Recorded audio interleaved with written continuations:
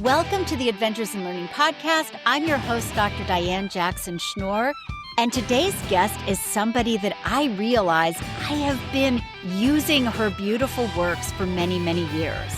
I first encountered AfroBets' ABC book when I ran a preschool, and then when I was at the Shenandoah Valley Discovery Museum, I was using all of their books from Just Us Books. I was using these books to try to curate a multicultural, diverse experience for our families as they were on the floor and looking for time together to read.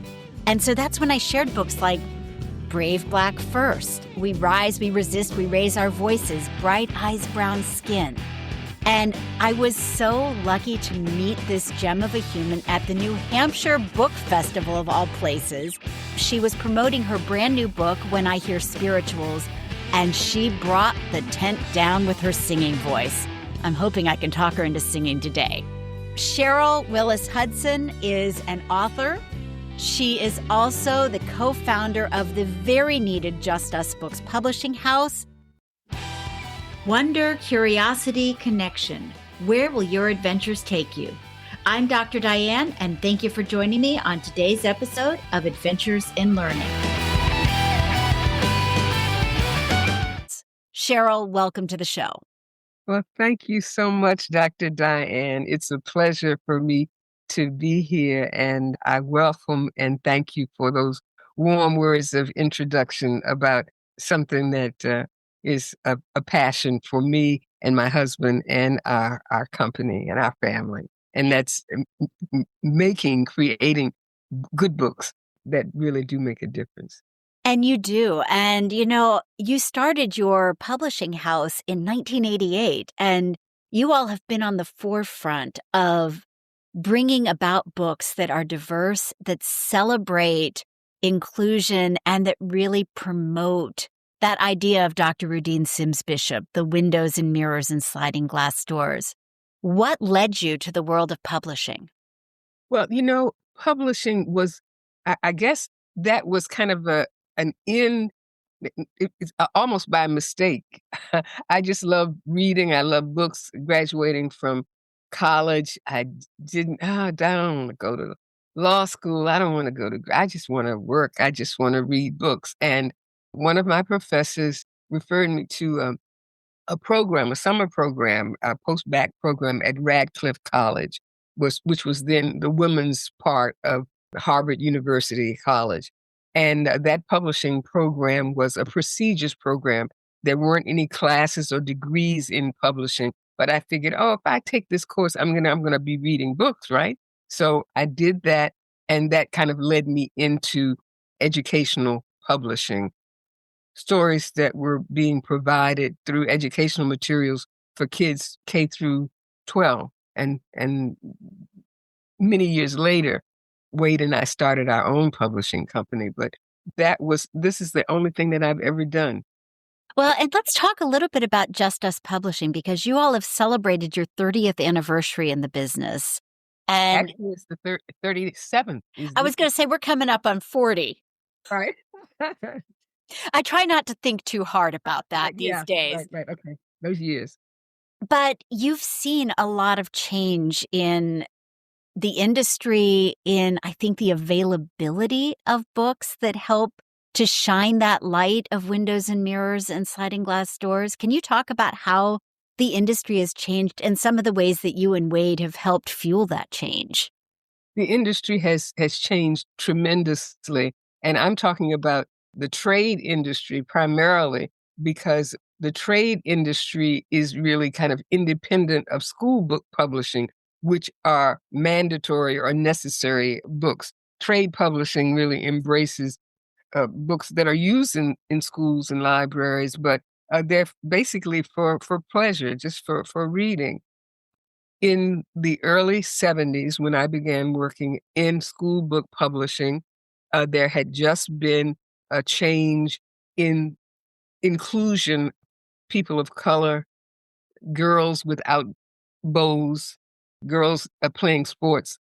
This was just starting to happen in textbooks. And I was a part of that change over from really the all-white world of children's book publishing. And probably somebody that you know of, Nancy Larrick, Mm-hmm. who is from Winchester or lived in Winchester, and was Yes. available with the IRA, posed a question in early 1965, like, where are the Black children? Where are the children of color in books? And literally there were almost none, there. So the industry from, let's say, 1965 up to the 1980s, when there started to be a little bit more change. Before that time, there were maybe a handful of Black authors who were recognized, including Eloise Greenfield and Walter Dean Myers, Jerry Pinkney on the artistic side. So between in the last 30 years, now I would literally say, hundreds of illustrators and authors who are sharing their stories. And the thing about it is so weird is that in 1970, there was this cry that, well, we can't find authors. We can't find, why aren't there more? Because we can't find them. Black parents don't read to their kids. Black parents don't buy books. And that was a narrative that was out there. So it has changed tremendously. So to a default Western view of literature, to one that insists on being diverse and insists on recognizing people of color, women in different gender roles and positions. So I say there's a tremendous change, but there's still a lot more work that needs to be done. Well, and I would definitely agree with you. As one of the little girls who benefited from the books that you put out, thank you, because I grew up in that era where we started to see that shift, that it wasn't just, Dick and Jane and the little white kids running around and the girl had to wear the bow in her hair and be quiet and good and prissy. And I was part of that pod where we started to see diversity represented in the books that we had in schools and in the books that were available to us. And I'm grateful to you for that, because I think that ultimately it helped shape my own worldview. And I know as a mom, I saw a huge difference between what was read to me as a little girl and what I read to my own daughters, what I read in my preschools, the books that we sought out. And my hope is that as they become parents, they've got even more options, because one of the things that I've learned is windows, mirrors, and sliding glass doors are for everybody. That Absolutely. we need books where every child feels reflected and sees possibility, not just that single story. But just as important, I think, is the ability to be able to see and appreciate other cultures and to understand, sort of build that empathy muscle. And I think that's part of what you really do so well. Well, I hope so. Growing up in Jim Crow South, and I'm not an age phobe. I was born in the 40s. I'm a baby boomer, and I was born into and lived a segregated life until I was 18, 19, 20 years old. And that was years ago. And the thing about it is the default canon of children's literature was a Western one. The only children's book that I remember from my early days in elementary school was Little Black Sambo. And that was a horror tale for me. Yes. Just what in the world? I don't know anybody that looks like this. I don't know anybody who acts like this. Why is this story here? And it made me feel ashamed, at the same time not identifying with it. And this is the view of Black people, people of color, that was presented to the world. And what that points out is really the white supremacy of the world as we knew it at that time. My parents couldn't vote. I went to all Black school. I never ate in a restaurant until I was 18 years old, and that was in a staged protest to integrate hot shops in Norfolk, Virginia, with some other teenagers during the sit-in movement. And you wonder why is this kind of thing necessary? Going to the bathroom, we couldn't, if we traveled, we had to carry a little potty in the car because you couldn't stop, you couldn't go to. You had to find somebody, a relative. You had to travel overnight and get there where you were going because their hotels were not available. And you wonder, what's that? That's crazy because my life was apart from that whole desegregation thing that was necessary and that came about in the civil rights movement during the 60s. I had a good life. My parents took us to baseball games, the Boy Scouts. We were in church. We had activities. We went to high school. We had clubs. We had cheerleaders.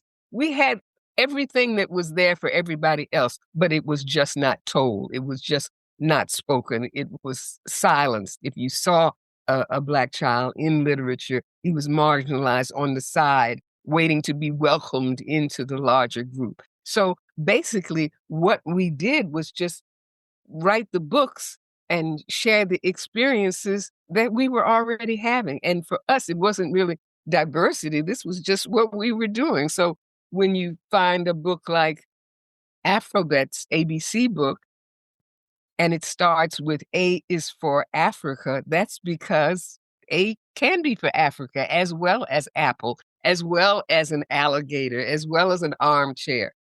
So the not so subtle, that was a real direct reasoning starting with AfroBets, starting with letters make words, words make sentences. It's just another thing, another way to tell a story. So I thank you for sharing that Justice Books has kind of made that difference, but it was something that we would have done anyway if somebody else had said that our books were valuable enough to publish. And at that time, the answer was no. This is, nice idea, but maybe if you get Michael Jackson or somebody to promote it, it'll sell. But otherwise, no, not a good idea. So that was beautiful context for understanding why it was necessary, but also why it's still so necessary. And I think that that's something, we can't ignore the fact that diversity is being challenged today more so than ever. I feel like more so since the days of the civil rights movement. It's almost like we've gone back to those days and are having to fight for why it's important to share multicultural, diverse books in schools and in libraries. And because diversity is not a dirty word, in spite of the narrative that is being promoted during this administration and during this period of time. It's a very dangerous one in terms of freedom of expression and actually censoring books that should be available to all for whatever reason. Books should be available. People and parents should be able to make the choices about what their kids can read or what they want their kids to read, rather than a government saying, no, not this book. No, this is not appropriate. This is not American enough, or whatever that hostile story is. So I really congratulate and thank Dr. Rudine Sims Bishop, who is a friend. And actually, we published one of her books, a biography that she wrote about Bishop Daniel Payne, who is a scholar and a really great man in terms of Black culture and education. Well, please thank her next time you speak to her, because she has completely shaped my career as an educator and as a teacher of teachers. So her work continues to ripple out, and I think it's incredibly important. We talked about, and you just alluded to it, that often when people are going to ban books and they're challenging books, it's a very small group of people to begin with. And generally, they want to decide for an entire group what you can and can't read. And often the books, they have never read the books. Right. Mm-hmm. Because you see things like Big Mooncake for Little Star by Grace Lynn showing up on a list, which is one of the most gorgeous picture books I've ever met. And it's because in 2020, when we were rightfully trying to think, how do we take a more diverse approach to one another? How do we take a more loving approach to one another? We put out books during COVID that were sharing how can we build these relationships? How can we build empathy? And these small groups have gone and seized these lists. They're like, ban everything. Mhm. Yeah, it's a such a anti-intellectual approach Yes. to not even learning. It's just such an anti-intellectual approach. One of my titles and that I was published by another company was this one, My Friend Maya Loves to Dance.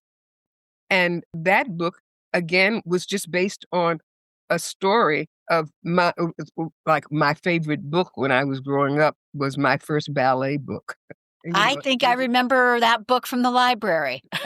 that book was like published in 1952 or something like Uh-huh. and it was just a little girl on the cover who was doing the positions and, how she loved to dance and said, I remember this book, and I started thinking about a story of me because I took dance lessons and every little black girl that children I know was in a dance class at one point. So I said, well, I'll do a story. And the story became just not a story about ballet, but a little girl who loved to dance. She danced everywhere, but was told from the point of view of someone else. And I must admit that the idea of the story and the way it evolved came from the illustrator, the fabulous Eric Velasquez. And the story is told from a little girl who, at the end, we learn is in a wheelchair. Oh, Now, wow. just a story. The child happens to be Black. She dances in the hall. She dances at the mall. She just can't stop dancing. And I received a very bad review of this book from some librarian when it first came out that virtually said, "Well, why does she have to be doing this? Why can't she do this? Why, she's got to be a Black ballerina." I'm like, and why not? And why Right, not? why There not? was an opposition to it, and it appeared on censored lists in York, Pennsylvania. It was eventually put back on the shelves, but I think it there's no reason for that book to be banned in any kind of way. And you think, well, is it because there's a white child in the story telling the story of a Black girl who likes ballet? And there's no reason for it, but it appeared on somebody's list and kept going from that list to another list and this small group of people. And then the thing is, so it may have been because I was identified as a Black publisher who mentioned the word Black ballerina. You don't know, but once you start censoring a narrow frame of books, it becomes a real issue. And you wonder, and there's no reason for it to be censored at all, Right. but it was. The same thing happened with We Rise, We Resist, We Raise Our Voices. That was reviewed and it was banned in some school systems in Texas. And when I looked up what the criteria was for banning the book, there was one line that says, the book is divisive. And That's I want to share a couple of pages from that book because it's a book that I gift to everybody at Christmas time because I think it's one of the most beautiful books ever. And so I thought maybe if you can see the pages, you can walk us through oh the yes. intent behind the book and just talk about it. Because I mean, you've got so many of what I would consider the top tier authors and illustrators involved with this book. And it's a book about the beauty of our human experience more than anything else. It really is, and that's what we strove to do. We were thinking about, and this came about just before COVID and after the 2016 elections, when we were hearing such divisive rhetoric about handicapped people, about people of color, about people crossing the border. So we asked, "What are you going to tell the children? What? When you hear all of this negativity coming from adults." What can you say to children about what we think our world is? So Wade and I asked some of our friends who are the most wonderful writers and illustrators in the universe to share that. What will we tell the children? And that was just a call for an anthology. So what you're seeing on the screen now is All Nations Are Neighbors, and I Wonder. And this is two poems that were written by Margarita Engel and illustrated by Rafael Lopez, which just shows in a beautiful place that all nations are neighbors. It says what a wonderful world we have if we share it. And look at each other as neighbors rather than as enemies. Do you want to read one of the poems so people get a sense of what's in the anthology? If you're listening to the podcast, the illustration is a beautiful illustration of a young girl who is sitting on an island reflected in the water below, and a bluebird is carrying a letter away, and you see her surrounded by beautiful fish, and the sun is shining, and it's the kind of peaceful, beautiful place that I would love to be sitting right this moment. Right. It takes me, I should know exactly where it is. I think it's the first poem in the book. All nations are neighbors, and I wonder, all nations are neighbors. Deep beneath sea waves and high above on aerial flyways, fish, turtles, and birds visit each other's homelands swiftly, while the rest of us have learned to wait patiently, finding our own written pathways by sending slow words of encouragement back and forth, sweet echoes of friendship. And we all need that kind of Yeah. friendship.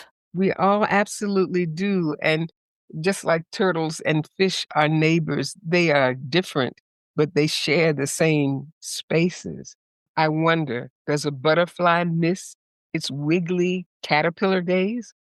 Do tadpoles suspect that they'll soon grow four jumpy legs? How does the leafy future of an immense green tree fit inside this tiny seed? I don't know, but I'm going to plant many seedlings anyway, so that by the time I'm old, a whole forest will wave happy branches.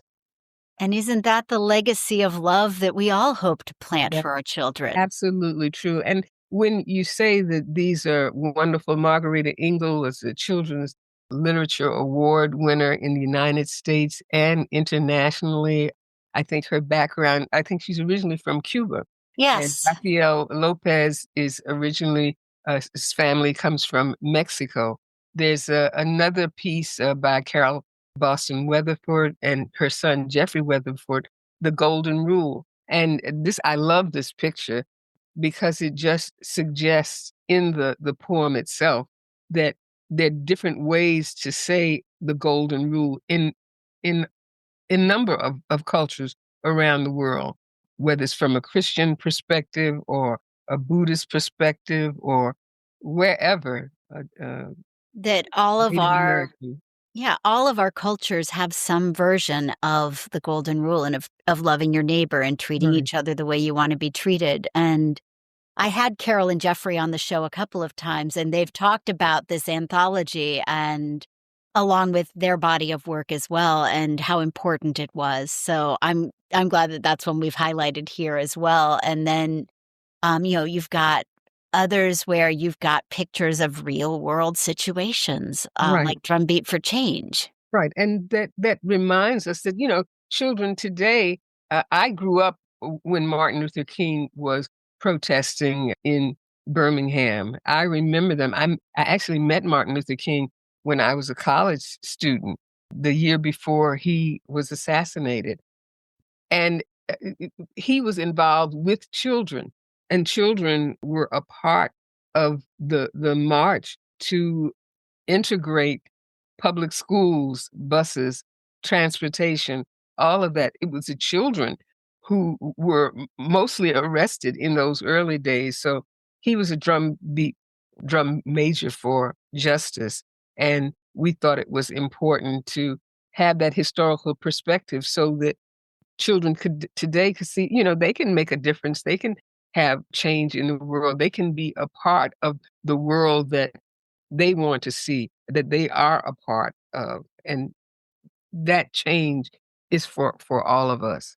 I think there's maybe one more. I'm not. There is, and as I switched to it, the educator in me was thinking with Drumbeat for Change, one of the bridges between past and present is to have kids think about current change makers and people in their community, the people who are on the front lines leading. And maybe they write their own poem about that person, and you Yeah. create an anthology of your own community poetry. Absolutely. These are silent heroes, unsung heroes. What you're seeing there is that's one of my contributions to it. And it's a story quilt. And again, each person who was asked to be a part of this, and they were Coretta Scott King winners, Newbery winners, Caldecott winners, Siebert winners, and those who haven't won either of the big awards, but are the most well-known awards. In storytelling, history is such a major part of that. And as a fabric artist and a quilter, I know that quilts tell stories. So this was a story like, kind of talking about the Underground Railroad, talking about music, and talking about the gospel train. This was a song that Paul Robeson used to sing, and he sang it all over the world, that get on board, little children, get on board. There's a train coming and no difference in the fare. Anybody can ride this train, get on board.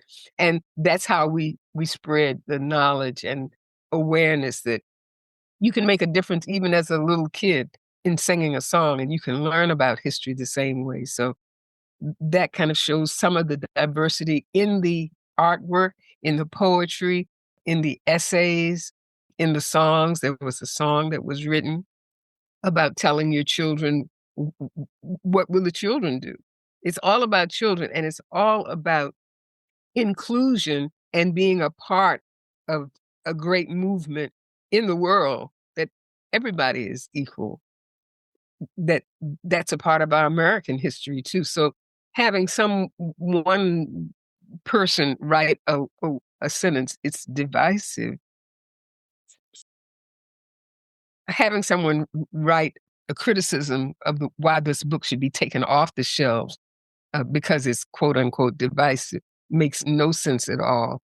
Books like this that expand your knowledge of different cultures, people from different backgrounds. We are all Americans, particularly in this book, whether your background is Korean or Jamaican or religious-wise Jehovah Witness or no witness, or Right. it, it it's an inclusive anthology. It really is, and it belongs alongside any anthology in the classroom because it's adding layers of richness and helping us to see how incredibly diverse our background as a country is. If you only subscribe to one view, then you're missing out on all of the other truths that make this Absolutely. country the vibrant place that it is. Absolutely. That's a really good place for us to take a quick break. And when we come back, I want to hear all about your brand new book, When I Hear Spirituals. Love to share it.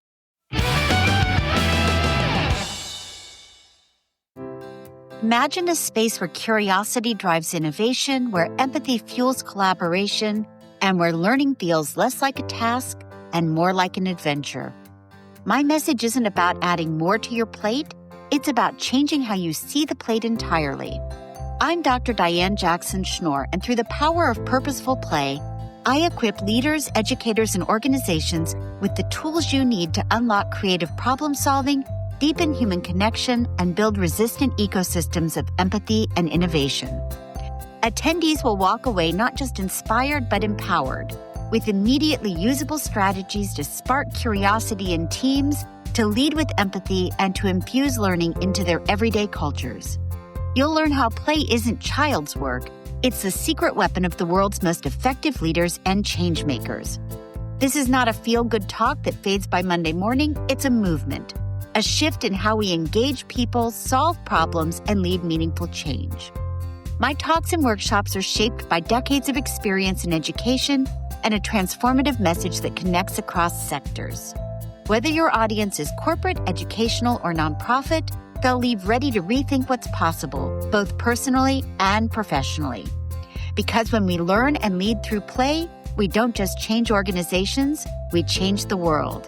Check it out at drdianeadventures.com.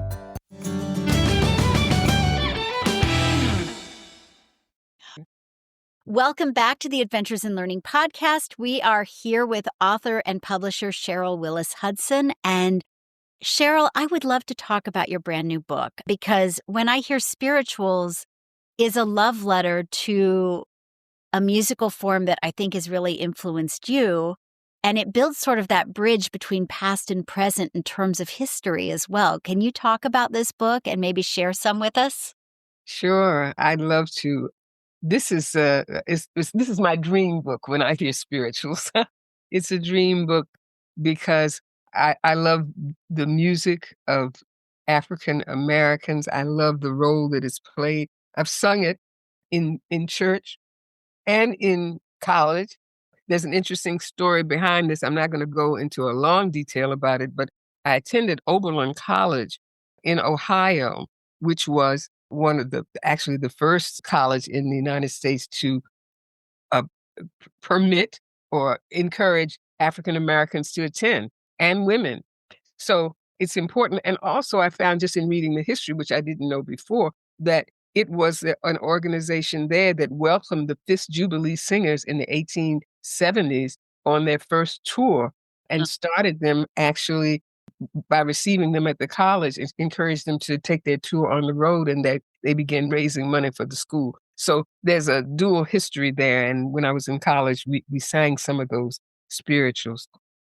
Basically, they are songs that maybe are not sung as much in churches now, but they are sung on the stage. Marian Anderson and Grace Bumbry and uh, just so many concert singers have put spirituals on their programming as a part of really an original American art form.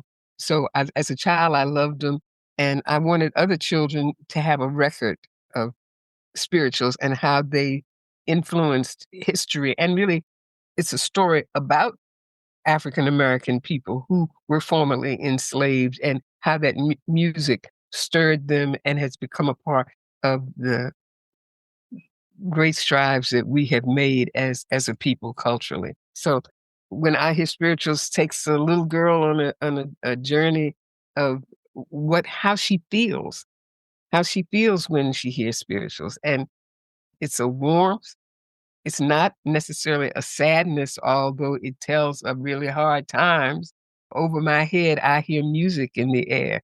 There must be a God somewhere. So it's a story about strength and about finding that strength in the songs. And that's how the spirituals make the little girl feel. So as she said, when I hear spirituals, a big feeling grows in my chest.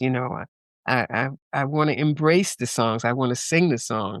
I want to dance. I want to sing. I want to shout. I want to do all kinds of things. And in the book, London Ladd has illustrated a wonderful history of Black folks. These are the Fifth Jubilee Singers, or his interpretation of Fifth Jubilee Singers from the 1870s. And the songs, how they make the little girl feel. And that little girl could be me, it could be someone in your school, it could be a little girl looking at her dad as he's remembering some kind of experience in his life.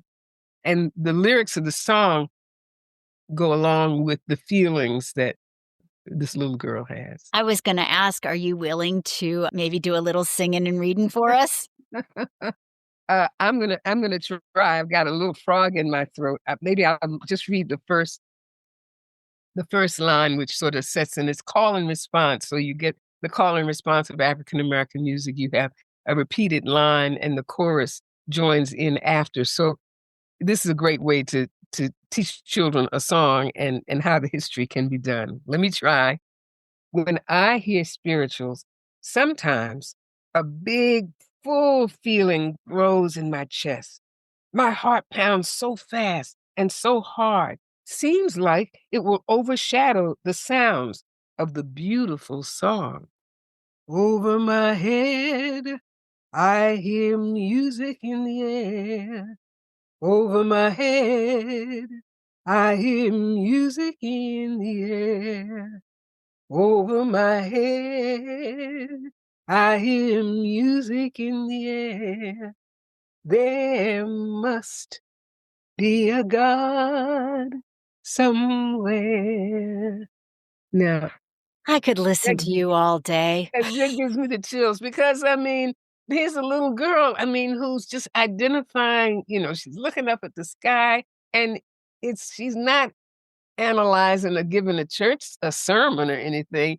She's just saying there's so much beauty, and I hear music, and whether it's the birds singing, whatever, there's gotta be a creator of this, something beautiful out there. And so, it takes you through the roots of that music and shares what that experience is, and in that case, it's a joyful experience.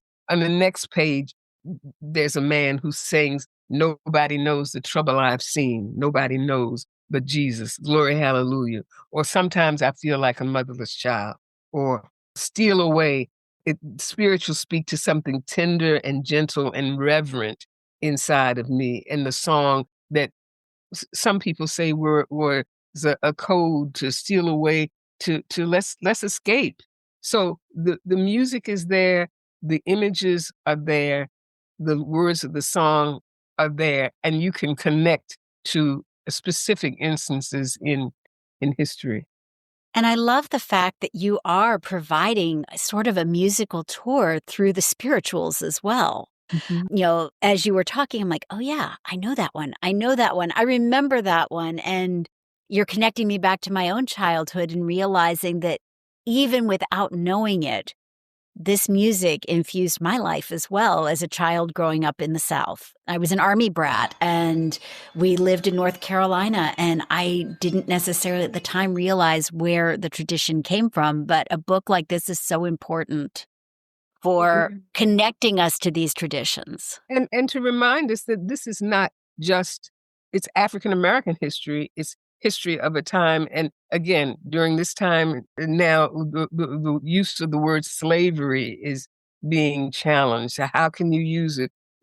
It might be damaging to somebody in the class if you use that word. That's ridiculous. That's a part of history. But Right. again, so much of the American culture and the pop culture today has been influenced and infused by the roots of spirituals, which led to gospel music, which led to R&B, which led to jazz, which led to hip hop, which led to all kinds of music that are Absolutely. endemic.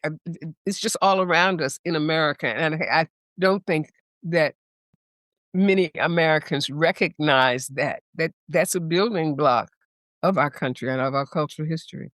Well, and I could see this being a really powerful piece, not only of a history class, but also a music class, and helping kids to really build those connections because, as you said, it is a foundation.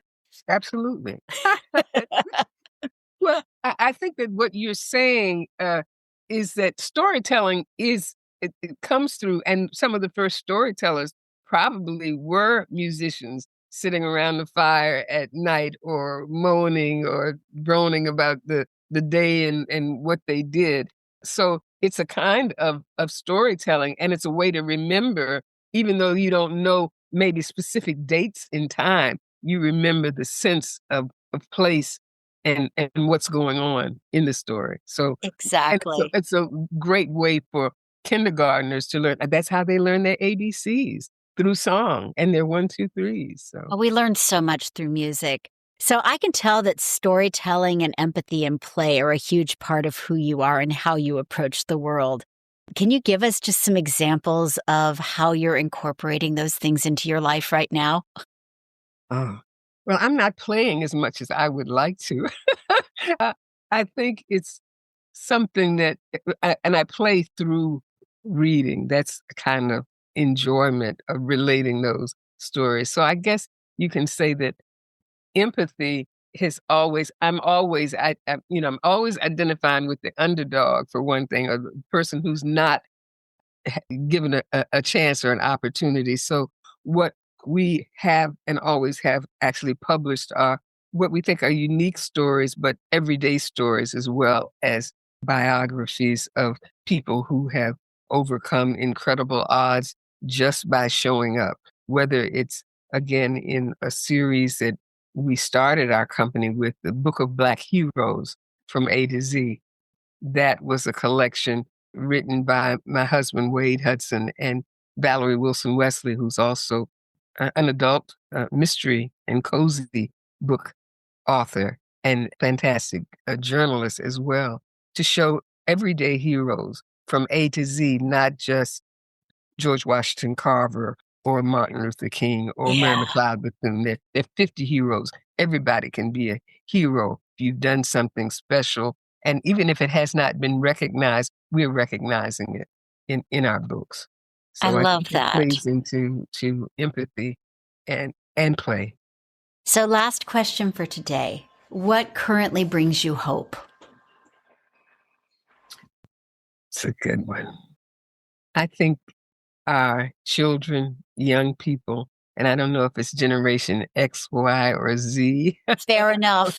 whoever's next in line, and their inquisitiveness and willingness to share their own stories with us and their concerns about the world. So that gives me hope. That gives me hope that the children of today are seeing not only books, but so much of what we are getting today is through other kinds of media. But the first source, direct source of the story is, first of all, it's an oral history, and then it is written down somewhere in a book, and that book and those experiences are being shared. So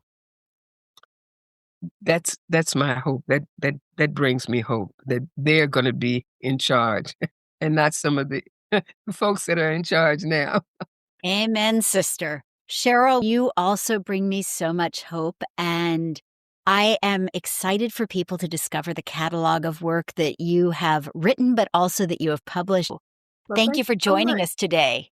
Thank you so much, and I wanted to just make sure that people know that this is it's not just me; it's just us, and just us is my husband and myself, and it's not just the two of us anymore because it's a family operation, but Wade Hudson is president and our CEO and a guiding force in all that we do. So the AfroBets kids, whether it's branding there or through the Just Us Kids or Sankofa, or the books that we have done in partnership with other publishers, has been very, very important. And we're hopeful and thankful for that in terms of spreading the word and sharing our stories. So thank you for your support and for having me to talk about Just Us Books. Delighted. Thank you. You've been listening to the Adventures in Learning podcast with your host, Dr. Diane. If you like what you're hearing, please subscribe, download, and let us know what you think, and please tell a friend. If you want the full show notes and the pictures, please go to drdianeadventures.com. We look forward to you joining us on our next adventure.